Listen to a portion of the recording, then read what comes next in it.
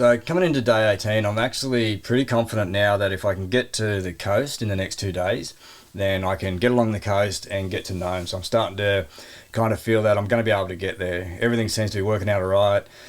Not too many issues, and the weather doesn't seem to be too bad. There's just a couple of windy spots that I'm kind of need to take into consideration, but I'm hoping that I hit them with reasonable weather. Otherwise, things could get ugly for me. So leaving Kaltag, it's 70 miles to Unalakleet, which is kind of around about that 110, 115 kilometres. There's a shelter cabin at around about 30 miles, and then there's another one, or 25 miles, and then there's another one at around about 40 miles. So I'm kind of working on the plan. If I can cover the 40 miles again today, then I can hit that shelter cabin before dark, rest up there, and then I can get the last 30 miles down into Unalakleet. Get there, and then get set up for moving along the coast. So it's pretty much everything now is sort of 40 to 50 miles apart. So there's no easy days, it's all big days. And considering I've come off sort of back-to-back 40, 50 mile days or sort of 60 to 80 kilometre days, the volume's starting to get really big. So I can kind of feel the fatigue, but at this stage it's not too bad. So I sort of set out, it goes through the hills a little bit as you sort of get over the Yukon, and then it just ends up in this huge, vast openness where there's not much cover. There's sort of trees sparsed out here and there, and it's kind of just a really big, wide valley, like incredibly wide valley that you're going down. And because it can get huge snow there, and because of the vast expanseness, there's a lot of actual like tripod trail markers as you go. So the track was quite easy to follow for us. It was quite sort of hard. It was pretty good going because the wind had made it quite firm, and it hadn't had much snow for a while. So the terrain itself, or all the snow itself, was quite firm, and the track was actually pretty good. So I was making a good time. It was another nice sunny day. The temperature wasn't too bad. It was, I think, from memory, about -10 to -15.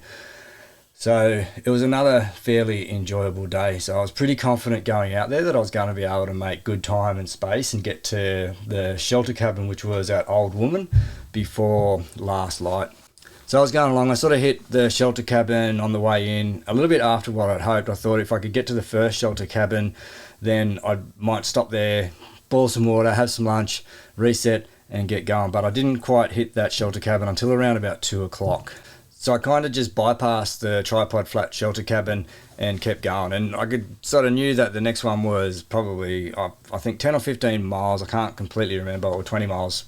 But I can't remember the distances, but I knew it was a feasible distance to get within the space that I had. So I kept going, moving along, and probably around about 10 to 15 miles out of the shelter cabin at Old Woman, I was going over a little bit of an incline and then a steep decline on the other side of it, and I just felt my knee click, almost as though the joint separated, and it sent quite a sharp sort of jolting pain up my leg.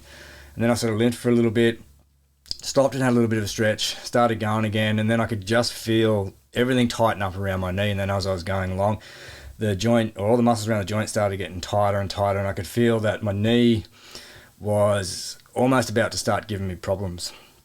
Because I was so close, I kind of figured that I could just kind of gut it out and get there without too many problems. But I was almost in a semi-limp, or I changed my walking style, my gait a little bit to compensate for the issue that I was getting in my knee. But I knew if I continued to compensate my gait or the pattern of my walking, then I'd end up with a hip problem, and then I'd end up with a back problem, and then I'd end up with a lot of problems.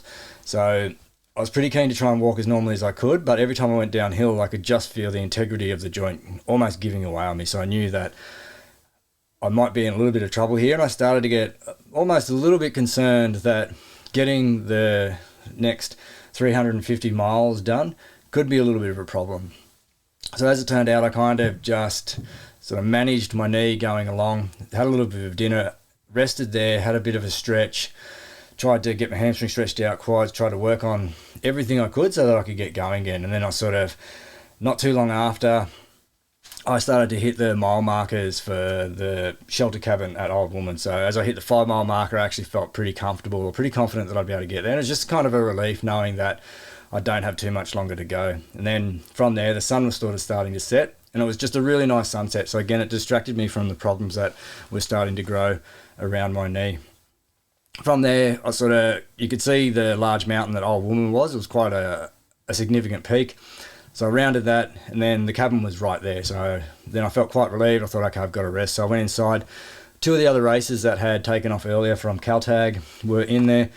they'd sort of got a little bit of a fire going. They'd cut some wood. They were boiling some water. They'd set their stuff up. So I went in right on last light, set all my stuff out, boiled some water, melted some snow, got done what I needed to do, and then sort of used my thermos as a little bit of a make-do roller. Had a bit of a roll out, had a bit of a stretch. It was a 2-story sort of setup, or a mezzanine level, so I went up the top, got up in there nice and comfortable, and then sort of started to get a little bit of sleep in, because I knew I needed to get a decent sleep here, because sleep or recovery was going to be my biggest friend going into the next day. So now I wasn't too sure how I'd go, because I still had 34 miles to get to the next village, or 56 kilometres. So, but now I had to deal with this problem around what was my knee going to be like tomorrow. Could I recover it? Was it going to get worse and worse, and was it going to create other issues around my body? So I sort of got my head down, didn't really worry about it, just got to sleep. It was something that I'd have to worry about in the morning. So I thought I'd get up in the morning, do some stretching, do some rolling, try and prep myself to cover the rest of the distance. And then hopefully I could get to the next village, and from there I could sort of work on that problem a little bit more. So pretty happy with what I'd achieved for today, but I could sort of sense that I was potentially coming into an area where problems were going to start arising from here on in.